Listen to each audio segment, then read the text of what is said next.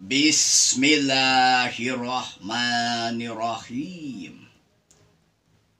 Urang tepang deui dina acara ngabahas sajarah Sunda. Ayeuna mangcep pada medar riwayat Pangeran Munding Layadi Kusuma, putra Prabu Siliwangi, anu aya dina kitab Nagara Kertabumi. Kacaturkeun karajaan Pajajaran, hiji karajaan anu subur makmur, gemah ripah repeh rapih, anu dipingpin ku Prabu Siliwangi, anu gaduh nami alitna nyaeta Pamanah Rasa.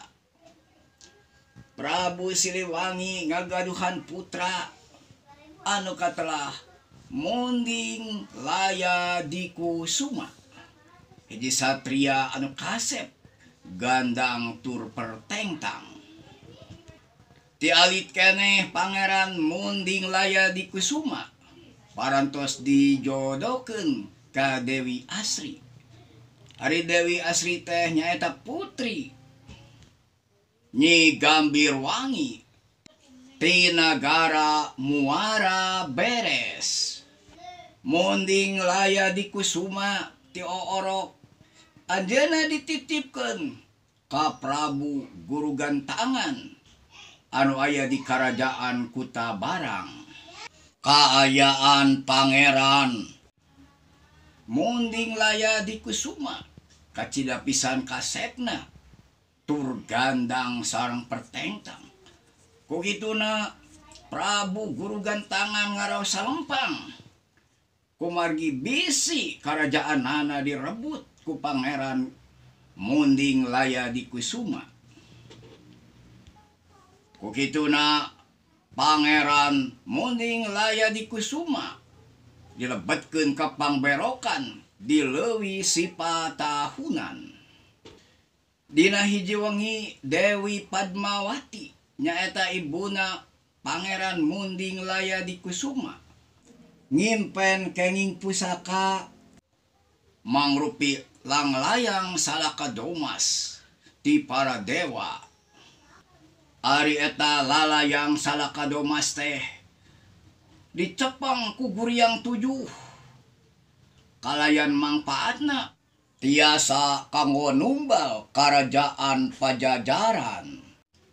Atuh tidinya Dewi Padmawati nyarioskeun ka suamina nyaeta Prabu Siliwangi yen tadi wengi ngimpen kenging pusaka lalayang Salakadomas. Kugituna Prabu Siliwangi marentahkeun ka para pangawalna anu satia pikeun ngengingkeun eta pusaka lalayang Salakadomas. Tapi papatih karajaan sareng para penggawa teu aya anu wantuneun kedah tarung ngalawan Guryang 7 mah. Prabu Siliwangi kacida pisan benduna terus marentahkeun istrina nyaeta Dewi Padmawati dikedahkeun nyandak lalayang Salakadomas kaja baning langit. Atuh tidinya anjeunna nepangan putrana Munding Layadi Kusuma anu aya di Karajaan Kutabarang. Tapi sanes deui anjeunna ngaranjugna sabab tetela Munding Layadi Kusuma aya dina panjara besi anu aya dina guha di dasar leuwih Sipatahunan. Atuh tidinya enggal Munding Layadi Kusuma dibebaskeun kalayan diutus nyandak pusaka lalayang Salakadomas anu dipiwarang dicandak ku ramana nyaeta Prabu Siliwangi. Tidinya anjeunna angkatna teh sareng Ki Gelap Nyawang sareng Ki Kidang Pananjung pangawalna ti Karajaan Pajajaran. Tidinya anjeunna nuju ka jabaning langit Teras anjeunna tarung sareng Yaksa Mayuta alias Buta Hejo. Jonggrang kalapitung sami Buta Hejo. Katut guriang 7. Akhirna munding laya di kusuma tiasa ngelehkeun anu aya di jabaning langit tadi.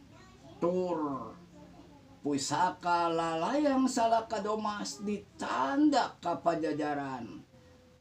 Tidinya masrahkeun lalayang Salakadomas karamana Prabu Siliwangi. Teras anjeunna ditikahkeun ka Dewi Asri. Sabadana nikah Prabu Siliwangi ngangkat Pangeran Munding Laya di Kusuma janten raja di Pajajaran kalayan gelar Prabu Surawisesa.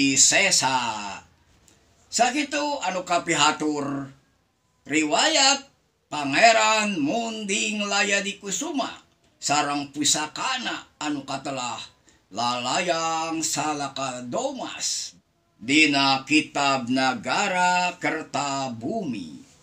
Salam akhir zaman timang Cep Hendriana.